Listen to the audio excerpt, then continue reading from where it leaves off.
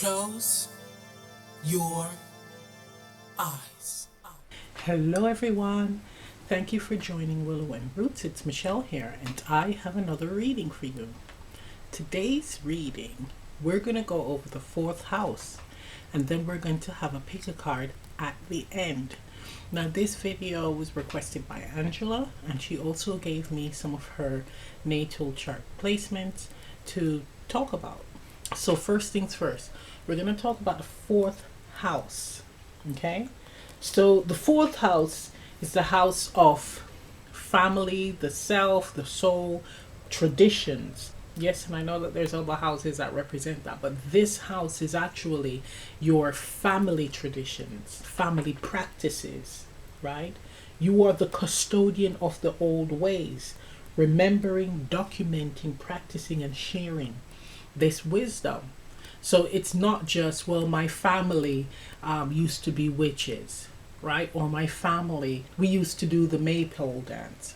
It's not that. It's still practicing these customs and traditions and never forgetting why you are doing it. It's remembering the importance of it, the purpose of it, and also having an intention behind it. So it's remembering those who came before and why they followed these practices. What do these practices mean? It's the essence of why you were doing something. And that is what it means, this house, where you're meant to remember that and share the essence of the practice. So examples of remembering, documenting, practicing, and sharing these traditions is like food, recipes. Recipes passed down generation to generation, right? Again, not forgetting the importance, why it is made this way. Customs, again, and traditions. So even certain attire, certain article of clothing that you wear at a particular time. If it is a family tradition, it's again understanding the essence, why it is important to wear it at this time. That's what it represents.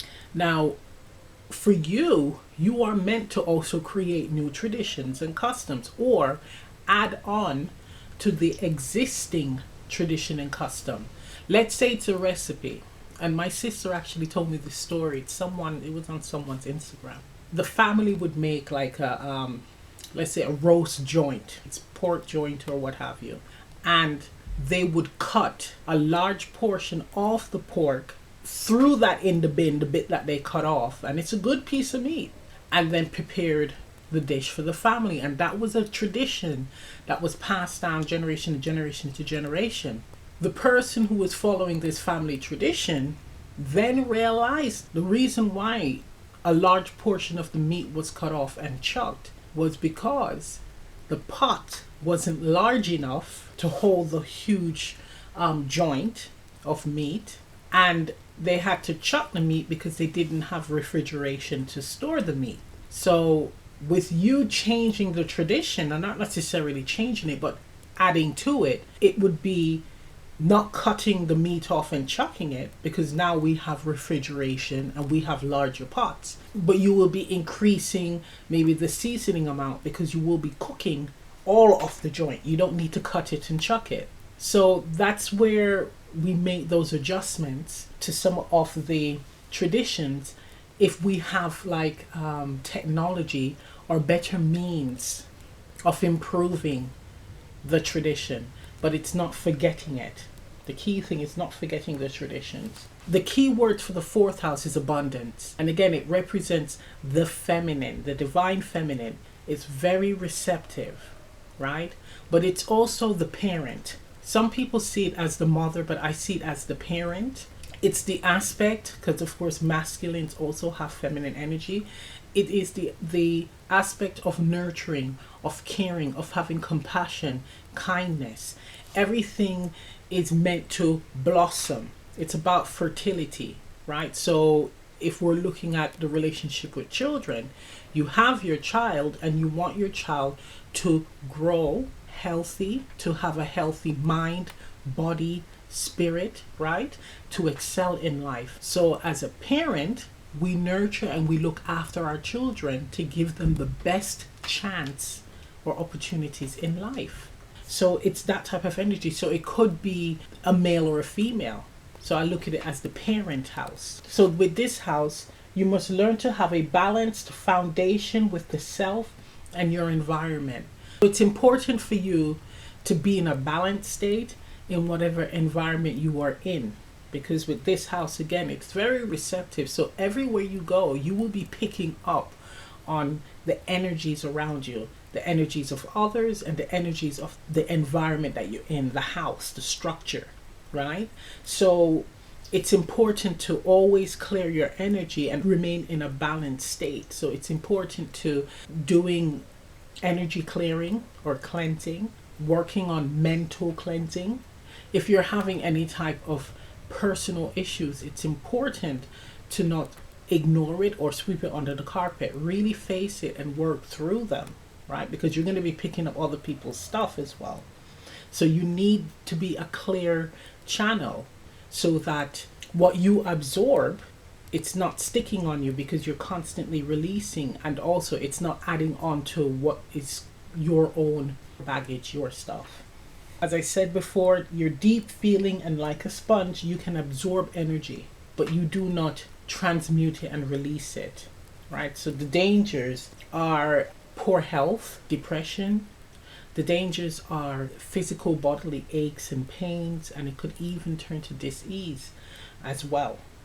So that's why it is so important to clear your energy and make sure you work through any type of blocks, anything that is upsetting you in your personal life, or putting a ball or a bubble, protection bubble around yourself when you are interacting with others.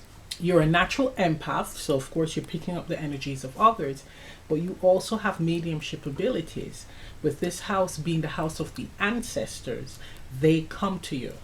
And this is something that you could develop over time. Work on developing this side of yourself with mediumship. It is very possible. Some people, it's just natural. It's just like they were born with it. For others, it's there, but it needs to be developed so that you're able to understand it, you can work with it. Now, there is someone that I know, he has his moon in Cancer. I'm not sure of the house, but his mediumship gift, I'm not saying that only having this placement has allowed this person to have this mediumship abilities. There's other aspects, of course, in the chart, but we're focusing on this house. He's able to see spirit in his day-to-day. So he's walking down the street and he can see dead people. It's like that. So again, it all depends on some of the other aspects of the chart, but you are open and susceptible to energies, right? So energies in this realm and in other realms and dimension. Let me just put it like that. Your focus is the survival of the family, the kin. Again, it ties in with the tradition. Now, with this house also, you are very, very protective of, again, your sacred space, yourself, and your loved ones. It is so important that they are safe and secure. If anyone tries to interfere with that, it's major problems for them. With this house, especially if you have the big three, so moon in Cancer in the 4th house, you are extremely overprotective of your family, right? Or those you love. And you have patience with others until it's gotten to the point where they hit a nerve. And when they hit that nerve, it's almost like you see red. You lose all sense of logic and rational thought, and anything goes. That's the best way I can put it. Think of a bear. If you encounter a bear and you're near the bear's cub, you know, it's a wrap for you. That's a similar thing with this house. They see red, and it's no longer, I'm going to teach you a lesson. It is to destroy. So a lot of people do think, oh, the Cancers are very soft and sweet. No, they're not. And I'm sorry, my fellow Cancerians out there. If someone gets on the wrong side of you, it's a totally different story. What you need to factor in, it's the house of emotions. Emotions. The 4th house represents the primordial energy. Again, ties in with the ancestors, those who came before. There is a interest in learning about family history and wanting to find out or seek knowledge and wisdom of the first, who were the first ancestors. If you do mediumship work, if you develop this side of yourself, you will be able to connect with them. You will be able to receive information on some of their practices, right? Recipes, traditions, because this is what they want for their progeny. It's the survival of their progeny. So it's important to looking back to seeing where you came from, the roots of. Once you find out the roots, and of course in our society, it's not black and white anymore. Many of us have links to numerous kins, numerous races as well within our DNA. So it's not ignoring them. It's not saying, okay, well, I'm not even going to bother do research about that particular side of the family or that race, even though I have like a drop of it. It's a part of you. If they did not do the deed, you would not be here. Let's just put it like that. So it's important to understand every aspect, every side, every culture that is running within your veins. Okay? And the ancestors have told me this, and that's why I say in a lot of my videos when I'm talking about the ancestors, they are living through you because their blood is running through your veins. So they're alive in you. Okay? You're also meant to work with the ancestors via the elements of water and earth, working with the land. So again, with this being a house of the family, of the self, the soul, of remembering and keeping traditions, the practices, it involves creation as well. So the hands, working with the hands. So that means creating tinctures, oils, ground herb blends, etc. You could do that if you have an interest in it. A lot of people who have placements in this house, especially in Cancer, they're very good at cooking. I'm not saying like they're the Gordon Ramsay and all that. They have this natural ability to prepare a meal or even sweets, and it tastes amazing. So my neighbor, her husband has his moon in Cancer, and he made some brownies from scratch. Didn't even need to read any recipe. It was the best brownies I've ever eaten. It even looked beautiful. The top where it has that nice crust and it's flaky, oh my gosh. It was divine, an experience when I ate it. So it's that type of natural ability. You are meant to be, again, the custodians and hold the wisdom of all that came before. Because when you hold the wisdom of all that came before, you will better understand who you are and where you are coming from. Now, some of us are the ancestors reincarnated. Some of your children are the ancestors reincarnated. When it comes to your healing ability, the fourth house is known for being the agony aunt or agony uncle. You are very good at listening to others and being able to provide that very parental guidance and support. So the person who you are helping feels safe and secure in your presence. Your healing is in what you say, right? How you say it, that parental supporting loving kindness and compassion, but also in what you make because of your touch. The energy of the ancestors, again, they live through you. It comes through you when you are creating, when you are making something, okay? This house is the embodiment of the divine feminine. It represents the chest and the womb. Those are the two key areas of the feminine, right? The creator of life and the nurturer of life. We nurture through our breasts and we create and give life through the womb. It is created there. So it is important to check your breasts, your chest, whether you are male or female. It's very important. I had a friend who passed away from breast cancer and he was male. So men, check your chest as well. Those in the fourth house, the Cancer house, are excellent entrepreneurs and bosses. They have the potential to excel in their careers. Again, we need to kind of expand on the view of the fourth house only being the agony uncle. I have encountered many carriers of the fourth house, especially in Cancer, who are very, very ruthless in business and in their careers. Doctors, lawyers, etc.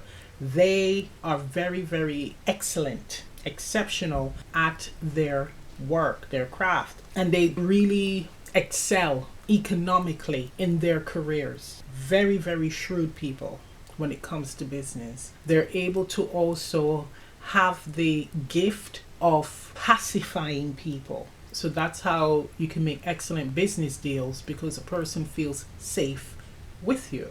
That is really cool.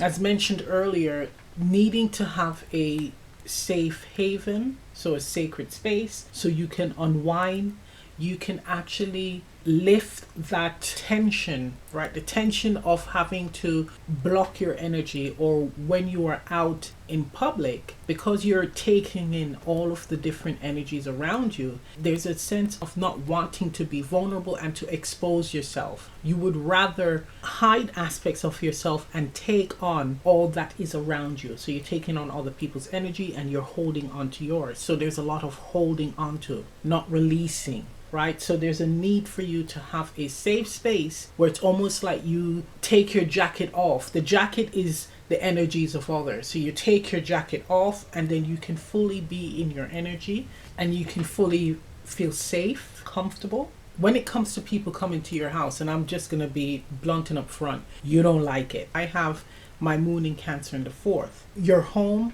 is your temple, your sacred space, your safe space. Anyone who comes in your space, it's almost like they contaminate it. That's how it feels, especially if they're coming in with baggage. It's your space to feel safe and unwind, to lock the world out. So for me, I don't like people coming to my house, right? I don't like surprise visits. As a matter of fact, if people do the surprise visit, I'm just stopping by. You will be waiting outside because I will not open the door. It's like you have to call in advance and I'll see if I want you to come to the house. It is so important for people with displacement to have a space for themselves that no one but themselves enter. Now, if you have family, children, husband, wife, etc., it's okay. You're used to their energy, but you will have a part of that house for yourself. Again, where they do not enter, or a time in that space where you are left alone to your devices. But it is so important for this placement to have that, again, that sense of calm, peace, and security in their environment. And it's for others to understand how important it is for people with displacement to have their space, because they're just absorbing energy left, right, and center. And also, if you are friends with or have a family member with displacement and all of a sudden they just kind of, either you're talking to them and then they may hang up and not call you back, or they just kind of seem like they've ghosted you, leave them. They can't take the energies too much. So your energy might be too much for them and the energies of others. So they need that time to recharge. So it's important to understand that they're not being nasty and detached. It's needing to recharge because it's too much energy for them to handle at that time. But your personal space is so important. Your home is so important. And we can be picky to the point where if you come into our home and start touching our things, it's a problem. Okay? Don't go in the fridge, don't go in the cupboards, don't touch the books, don't touch anything. Just sit down and ask me for what you want and I'll get it. That is what is expected of guests coming into the space of someone with the 4th house in Cancer. It's very important to respect their space, to not be too pushy in their space. And also, if you are invited in their space, it is because they trust you. Not many people enter the homes of people with this placement. It's too much energy. Again, it's not only coming on the person, it's in the walls, and they're getting the energy off the walls. So one example I'll give. My in-laws lived in a Georgian house, and I remember when I went there was this lady by the steps. I would see her every night when I go to the bathroom, and I was scared shitless actually. I would see her and I'd say to them, like, have you seen this lady on the step? Who is that? Who owned this house before? And they would just kind of play it off. Oh no, it's nothing. No, it's no one. You're just imagining it. But every night at the same time, this person would still be there. It would happen so much, and I would ask so much. My mother-in-law, she said something to me that really, like, it still sits with me today. And that is, the walls are like a VHS cassette. It's like it records events of the past. If you are sensitive enough, you will be able to see some action, some pattern, some behavior of the past of others who lived in the home. And I saw that, and then of course it lifted my fear because I realized it's almost like a hologram, which was quite interesting. But again, when it comes to the home, your energies goes into the walls, and the Cancerian is still picking up on it, whatever you are bringing in. And of course, you can't hide it. You can be all smiley and jovial on the outside, but inside you're in a lot of pain. We'll be picking up the pain. So that's why it's important to not have too many different energies coming into your home. And if you do not feel like having people come into your home, express it, say it, be as blunt as ever. A beautiful expression I heard that represents the fourth house is the seed of creation, ties in with the womb, right? The divine feminine, the great mother. What you're meant to do when you're interacting with others is to see the various perspectives without losing sight of your own. And that's one of the greatest tests, right, for people who carry this house. It's the perspective of what you were taught, what you were exposed to, and what you have learned through your experiences. You're excellent at energy reading people's energies, reading the energies of a property, of items, of the environment, even greater. You should also do higher self connection as well. Now for Angela, she said she has a Mars and Saturn in Gemini on the cusp of Cancer. Her Chiron conjunct the moon in Aries in the second house, and her moon is in sextile to her Mars in the fourth. So there's a challenge here, and the challenge is balancing what you were taught. So we're talking about beliefs, perspectives, actions, behaviors, patterns from your home, and what you will learn from your experience, your personal experience, where you are leaving the home and stepping out into the big wide world, where you will be exposed to the many various perspectives that may challenge what you grew up with knowing. So it's really interesting. Here it feels like you have to have a balance between teacher, student. Egos need to be put aside, especially with you saying that you have your moon in Aries. What you know, what you believe in, you're ready to like up and move and go with that. You can be a bit stubborn and easily angered when it comes to seeing the perspectives of others, especially if it doesn't match your own. It kind of like nigs at you. Here with, especially with Chiron in the mix, it's forcing you to be open to the perspective of others, especially the perspectives that challenges your beliefs, the beliefs that you were taught from your family, and also some of the beliefs that you've developed from your personal experiences. What you have to understand is, and this is for everyone, we don't always get it right. Our views are not always the right ones. So it's learning to be open to listening to various views and opinions without losing sight of your own. But if there's any areas of adjustments, like if you see a perspective or an opinion that makes sense, and you'll be able to tweak yours a bit, right? It's not being afraid of getting things wrong sometimes. That's a really, really big lesson here, especially again with the Aries energy. It's that know-it-all, and especially with Gemini, you're just up for it, up for just sharing what you know. And there's nothing wrong with that. There's nothing wrong with that. It's just the part of listening and hearing others out.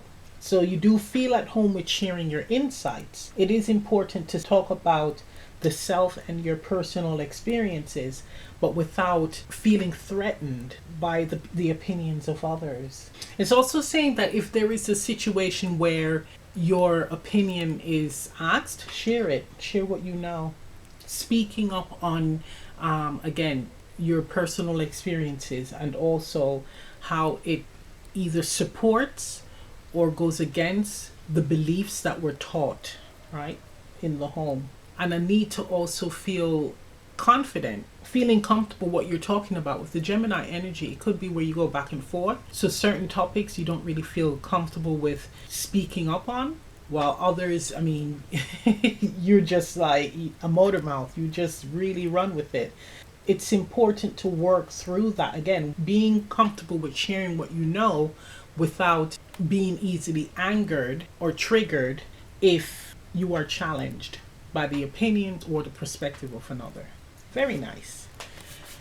Let's get some cards. So I'm going to pull an oracle and a tarot card, and then we're going to see what messages comes up regarding the fourth house energy for the collective. There will be 2 options. So think of a number 1 to 2.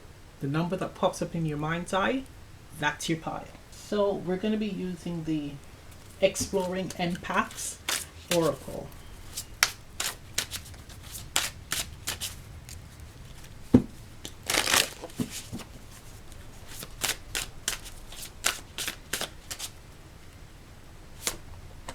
Option 1. Option 2. Okay, let's get the tarot.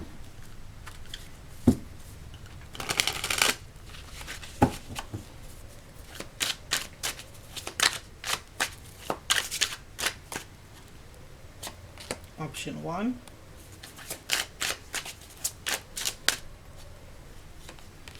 Option 2. Okay. Option 1. Option 2. So you can pause the video, choose a card. Let's get to it. Hello, option 1. For those of you who selected the first pile, here's your reading. So let's see your tarot and oracle. Oracle, card number 9, generating dynamic confidence. 7 of Wands.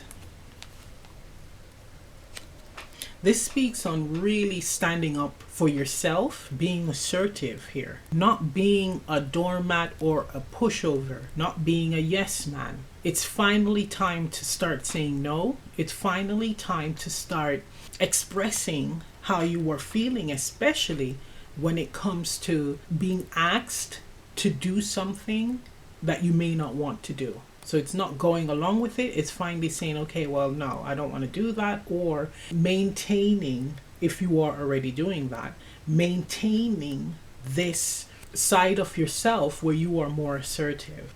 The more you do it, it will become like second nature.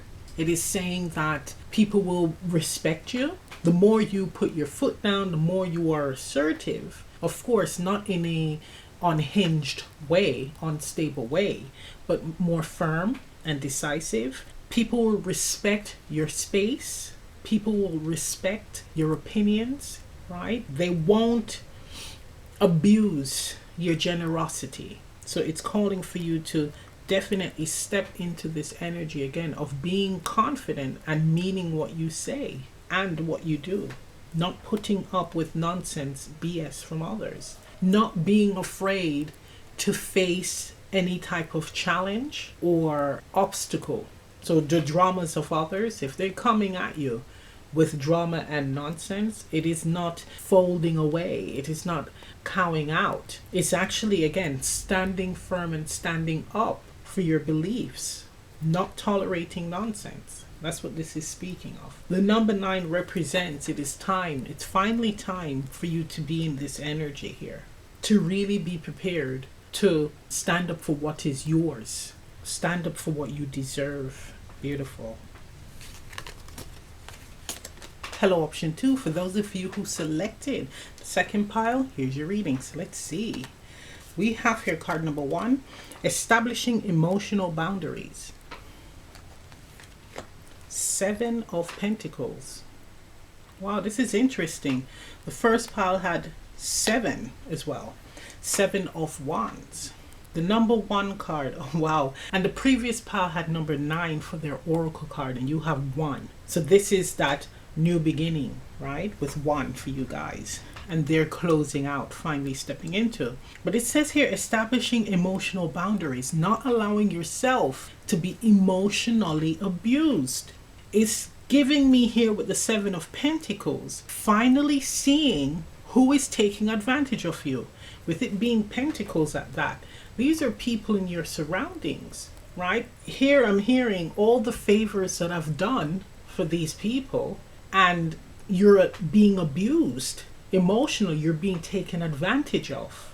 This is saying it's time to put a stop to it. Don't give anymore. If you're seeing that someone is taking advantage of you, abusing your generosity, why are you giving freely to them? Allow them to pick up the pieces for themselves, to fend for themselves.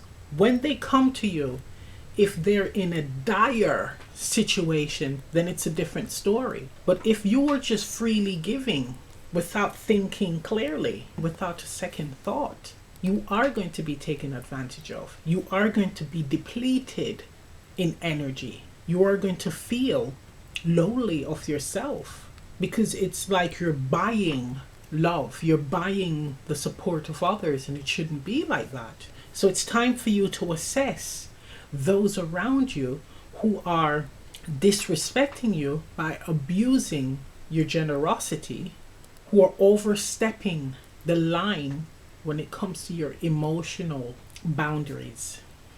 I'm hearing for someone emotional blackmail in order to get what they want. Here you're starting to wonder, are you valued by others? Do they really appreciate me? Do they even know me, who I truly am?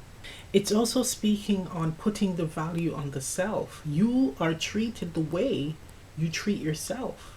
So how are you treating yourself? What are you putting or giving to yourself? It's time to set these boundaries, but also set boundaries with yourself. The boundaries will involve, I'm not going to allow anyone to take advantage of me, to take advantage of my generosity, to take advantage of my heart, to take advantage of my physical body. It's not healthy for you guys. It's time for you to invest your energy in people or situation that has meaning and purpose. Okay? You will see development and growth from it. So if you are helping someone who really needs it, the little help that you give them, they're meant to take that and improve. If they keep coming to you and they're still in that same level, that same space, it's time for you to reconsider. It's time to stop and allow them to work on themselves, to heal, or to find out why they're choosing to remain stagnant. For someone, it's like you've helped so many people, you've given to so many people, and when it's time for you to receive help because you're in need, they're not around. They are not around. You have no one to turn to because you've given to the wrong people. Doing this does not fill a void. The void is the valuing of the self. That same love, care, and compassion that you are giving to others and they're not appreciating, you need to put that on yourself. Start giving it to yourself. Finding out what is missing in your life. Are you feeling joy? If not, why is that missing? And start filling it. Start working towards filling it. Okay, so I'm going to end the reading right here. If this reading resonates, leave a comment down below. Please remember to like, share, subscribe, press the notification bell. I'm also offering personal readings and mentorships. Information on that is in the description box below. And I'll see you next time. Bye. Open your